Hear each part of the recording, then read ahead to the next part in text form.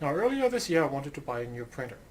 I went to Amazon and typed in HP DeskJet into the user interface. Do you know how many printers I got? Easily enough printers to have a printer for every day in the year.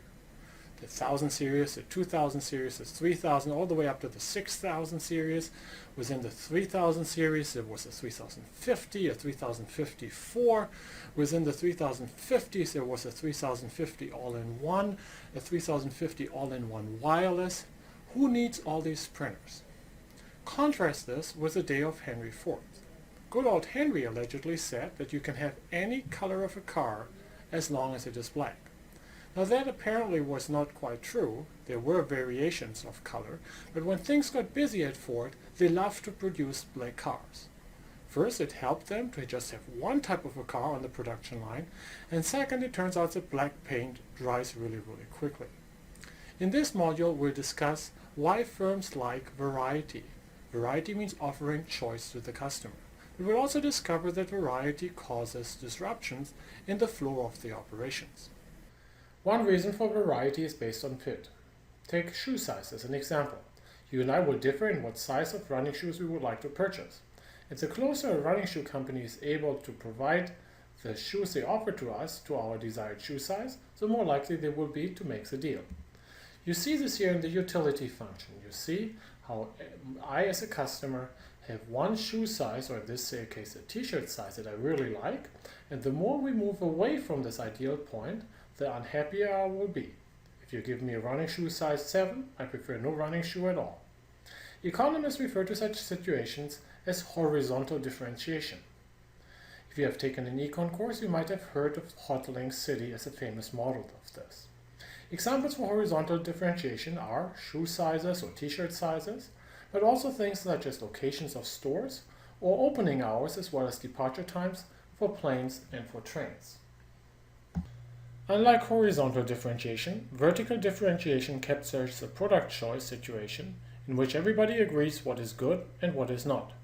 You and I disagree in our liking of a size 12 running shoe, but we agree that 128 gigabytes in our iPod is better than just having 64. You notice vertical differentiation in the shape of a customer utility function over the various product offerings. Everybody agrees that this is good and this side is not. Though everybody likes the high-end version of the product, customers still are heterogeneous in their ability and willingness to pay for the high-end.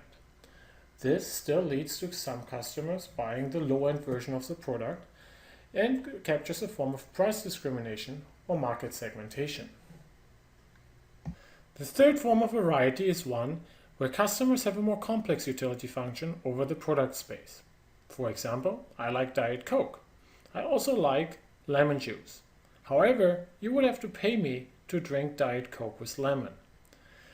The utility function over the various product offerings here, as a consequence of that, is rugged. It has local optima, and it is very hard to predict for the company where a specific customer is going to be in his or her liking of the product. Examples of this are situations where we're dealing with music, food, or art. These are very multidimensional utility functions in which it is very hard to custom tailor a product to the specific needs of a consumer. The only way typically to find out what works is by trial and error and seeing what the consumer actually chooses. Firms offer variety to make money. Fit-based and taste-based variety is used to cater to heterogeneous customers. The closer we can come to an ideal choice for a particular customer, the higher of a price can we charge. Performance-based variety is used to segment the market. We would like to separate those who really value a particular performance dimension and those who do not. We can then charge higher prices to those who really appreciate that quality or performance dimension. However, there are also other reasons for variety. Consider the following examples. Oftentimes, customers seek variety for its own sake. Think about going out for lunch. A restaurant might hold a broad menu not just to appeal to many different customers who have different preferences for salads or sandwiches.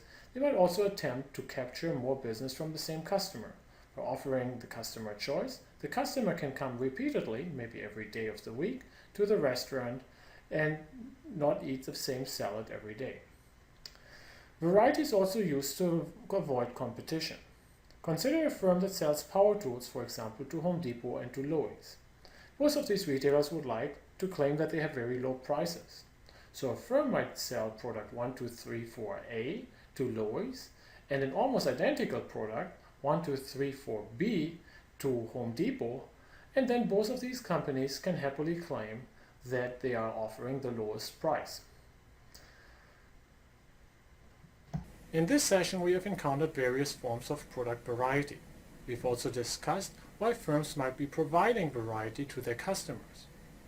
In the remainder of this module, we'll discuss the various costs of variety. In the first couple of sessions, we'll focus on the production-related costs of variety, which will typically take the forms of extra setup times and extra inventory.